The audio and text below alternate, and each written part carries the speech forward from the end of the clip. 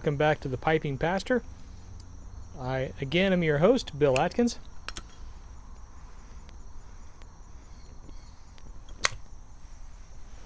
Today, we're going to be talking about the poetry of John Donne, the doctrine of original sin, and as I promised, we'll get into the Panama hat. Well, I mentioned in the previous couple of videos about a few points that I would promise to get back to. Dealing with moist tobacco and the Panama hat.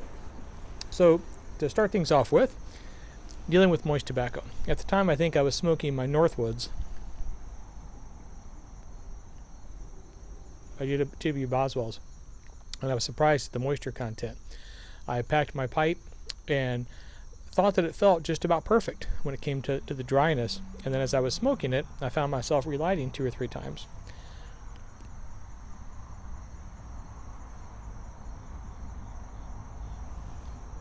Which is a problem that a lot of smokers deal with, and it's an even worse problem for wet smokers. And I had a difficult time being a wet smoker myself when I first engaged in pipe smoking.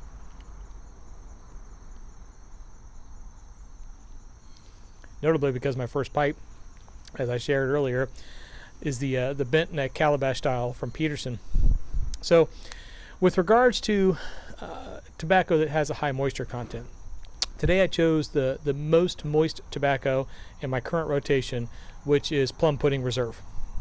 And it's a wonderful tobacco. I highly recommend it, but it is rather moist. So a couple of things you can do to help yourself out with that is first, when you're, and plum pudding comes in a flake style. So crumble it a bit, twist it a bit in your fingers, and let it sit for at least 15-20 minutes to air dry a little bit, maybe even longer if you can. And then pack your pipe with it. That helps. That's the first thing. The second thing is your choice of pipe style. I'm using my J.W. Boswell's billiard pipe here because of the straight neck. If you're smoking a moist tobacco, or if you're a moist smoker yourself, the bent neck style of pipe is not very helpful.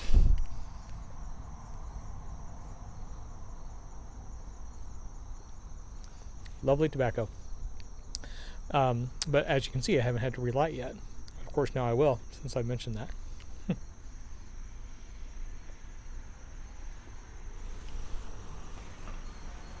The other thing was the Panama hat. Because rather happily, we are finally heading towards a bit of a cold snap here. The mornings are getting a bit cooler, the evenings are getting a bit cooler. So, which means the Panama hat will shortly be going back, and I'll be getting into my fall wardrobe, which means the flat cap will be making its appearance.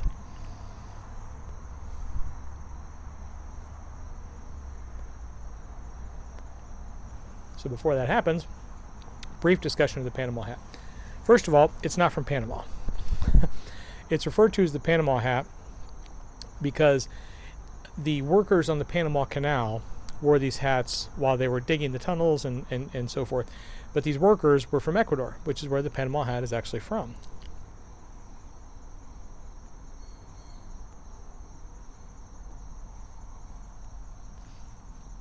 And of course, the managers and the overseers on that project saw these native peoples coming in to work on the project using these utilitarian hats to protect themselves from the sun, and thought, hey, these people live here. It's probably a good idea for us to get those hats as well. And it started a bit of a fashion trend. And it's a fashion trend that has endured because the hat's functional. It works.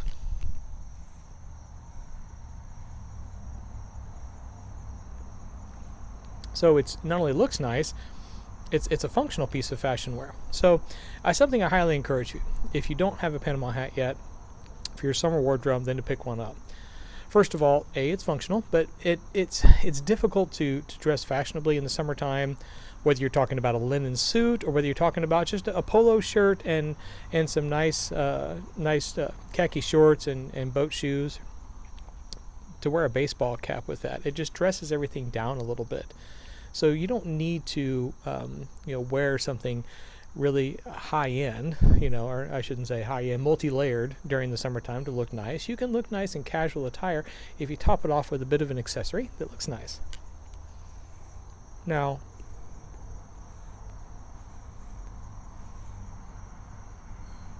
there are various different grades of Panama hat, from rather inexpensive. This is rather inexpensive one. Actually, it's one I travel with, so it doesn't take a several $1,000 investment. But if that's the way you want to go, then absolutely you can. The expense of a Panama hat is based on the cross hatching. So you take like 1 square inch of the hat and you look at it to see how many cross hatches are, how tightly woven it is. And the more tightly woven, the more expensive. And again, I said these can get up to several $1,000s. There are people who still make them by hand in Ecuador. Not very many, but you can find them. And if you find them and you can order them, have them shipped to you, oddly enough, they get shipped rolled up in a little case. So you'll need to go to a haberdasher and have it steamed and shaped for yourself once you've gotten it ordered. But those hats also last a great deal longer than the cheaper ones, of course. So you really want to think about the investment you're making in cost per wear. So, for instance, if you're going to spend $1,500, $2,000 on a Panama hat, how many times are you going to wear that hat throughout the course of your lifetime? Because they will last. It's something you can leave to your children, honestly. Some of the older ones you can find in vintage stores in the UK have a bit of patina, but they've lasted for 60, 70 years. Even though it's a woven straw hat, if you take care of it, it can last that long. So think about the cost of wear over a lifetime and whether or not that's going to make sense. Or, as you see, what I've chosen to do is go a bit cheaper, and then I just have to replace it every 2 or 3 years.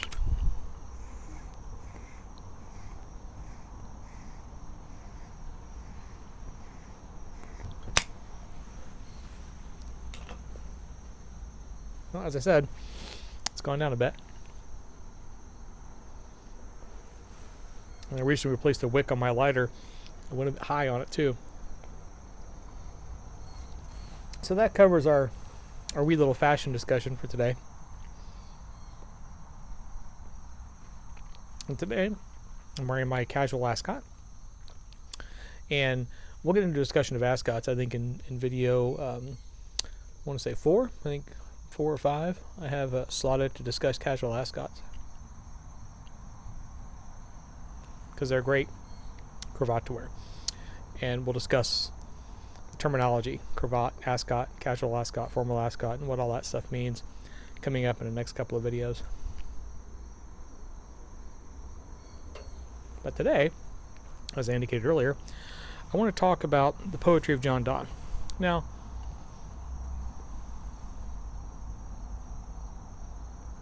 there's a wonderful tradition you see that plays out rather obviously in 17th century poetry. And that is that a great deal of many of these poets were also priests, generally of the Anglican Church. And we're talking about 17th century poetry in the UK, obviously. And I mean, it's not something you see very often anymore.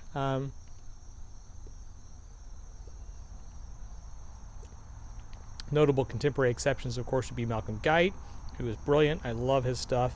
Or Chris Southgate, who is just generally just an awesome guy. I've had the pleasure of speaking with him on a few occasions, and they are men of God, so those who have been schooled in theology, and they're also poets.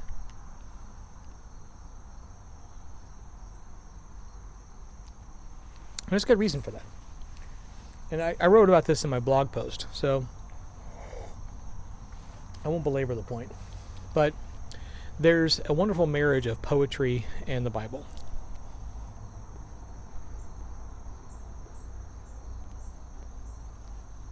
And I'm not just speaking about poetry in the Bible, because of course that's a genre that's represented in the text of the Christian Bible.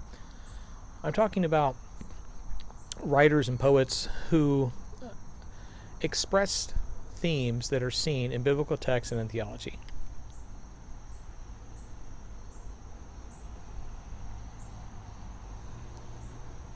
And so the theme I want to hit upon today is original sin, which is just a fun topic.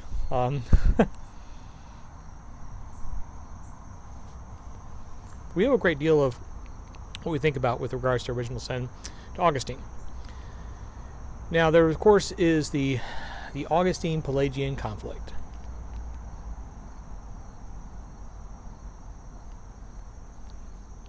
Augustine argued, and which is still largely embraced today in most Christian circles, certainly in evangelical circles, that humans are born in sin.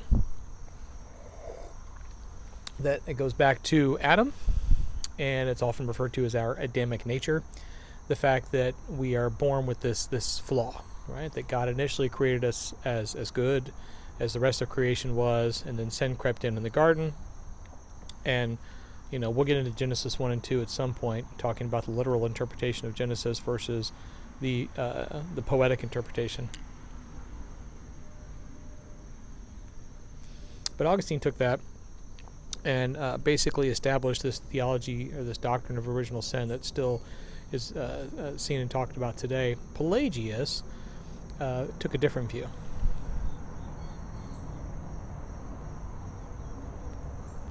Which a great many people find comforting, is that we are not born with original sin. We are not born as craven creatures. Rather, we are born as the perfect creatures, the perfect reflection of the image of God as God created us. And then through our choices and through our actions, kind of sin creeps in, but then we can be redeemed from that sin through Christ.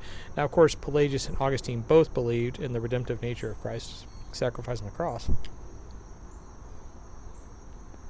But for Augustine, we started out bad, basically. And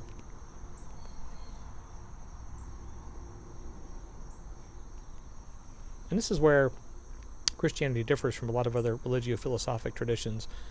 Buddhism jumps to mind initially, of course, when it comes to the depravity of man and our ability to control that sinful nature. I would say man, I say humanity, excuse me.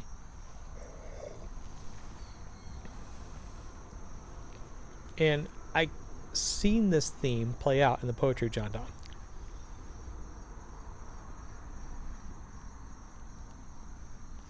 He was, of course, an Anglican priest as well. He's part of that great tradition of the marriage between poet and theologian in the 17th century that I mentioned. And there's two works here that I want to highlight. The first is a poem he wrote to a friend of his. This is one he wrote to Sir Edward Herbert, who was on his way to battle. And so Donne writes in this poem speaking about the nature of humanity, specifically his own nature, and how to perhaps manage the sinful nature that is within. So I'm just going to go through the first few lines here. Man is a lump where all beasts needed be. Wisdom makes him an ark where all agree. The fool in whom these beasts do live at jar, and sport to others in a theatre. Nor scrapes he so, but is himself their prey. All which was man in him is eat away. And now his beast on one another feed, yet coupled in anger, new monsters breed. How happy is he which hath due place assigned to his beast, and disafforested his mind.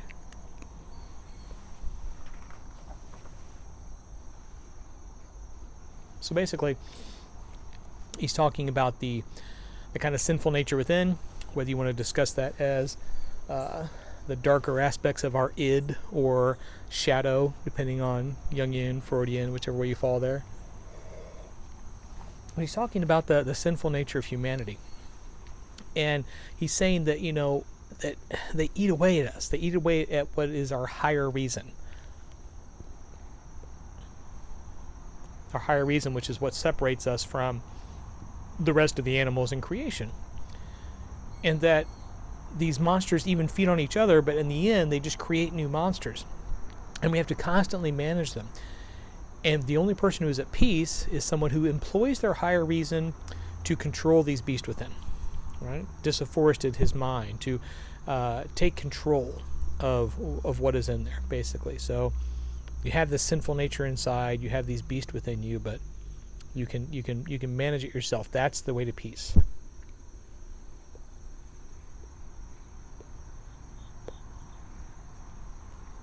Now one might look at that and think, Okay, well, maybe Donne had a bit of Buddhism in him, right? Maybe he was thinking we could perhaps meditate our way to enlightenment and control our baser nature and so forth. And that's the way to true peace. Which was my initial thought when I first read that poem too.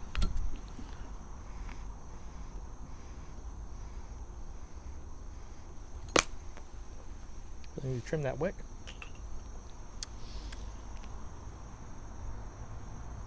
However, I read a little further into his works, because there's quite a few. He wrote a bit. And I came across this poem, Twickenham Garden.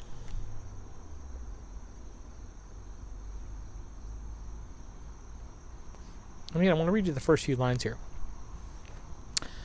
Blasted with sighs and surrounded with tears, hither I come to seek the spring, and at mine eyes and at mine ears receive such balms as cure everything. But O self-traitor, I do bring the spider, love, which transubstantiates all, and can convert manna to gall. And that this place may thoroughly be thought true paradise, I have the serpent brought.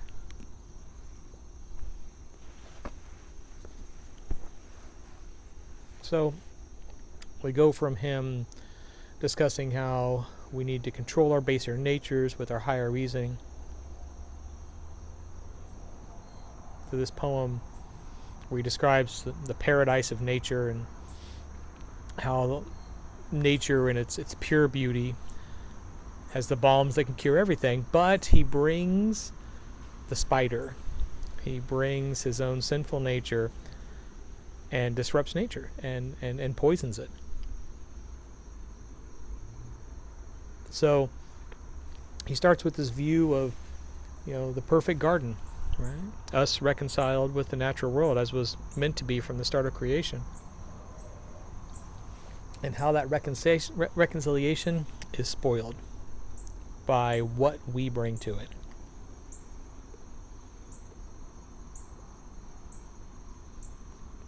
So there is this sinful nature that's inside that we might be able to control somewhat, but in the end, we carry it with us.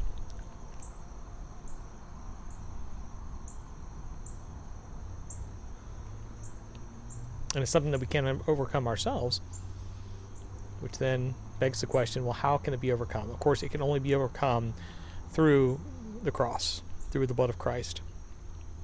And the end result of that covering, the end result of that overpowering of our sinful nature is then reconciliation with nature.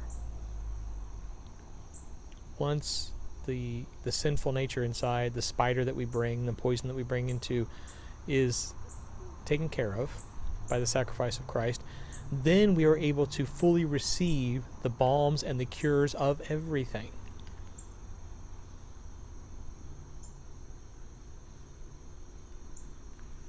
It's all within the perfectly created natural realm that God made. Remember when God created the universe? Again, I'll be going over Genesis 1 and 2 again a little bit later. But God saw that it was good. Not that it was okay. God created the universe and it was all right. God saw that it was good. It was good for everything. It was good for humanity. And it was our choices that brought the spider into the garden. And he refers to it as a serpent, and we'll get into the serpent and Hasatan and all that kind of fun stuff later on. But it's a doctrinal theme, not necessarily a theological theme in and of itself, but it's a doctrinal theme that plays out in our Christian walk that is again demonstrated in poetry.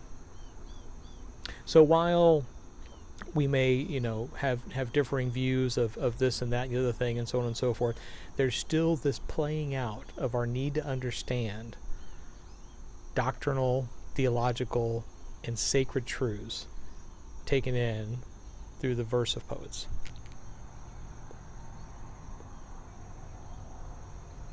This is a theme we'll be getting back to and getting into deeper in coming videos. So thank you again for joining me, and as always, have a wonderful week.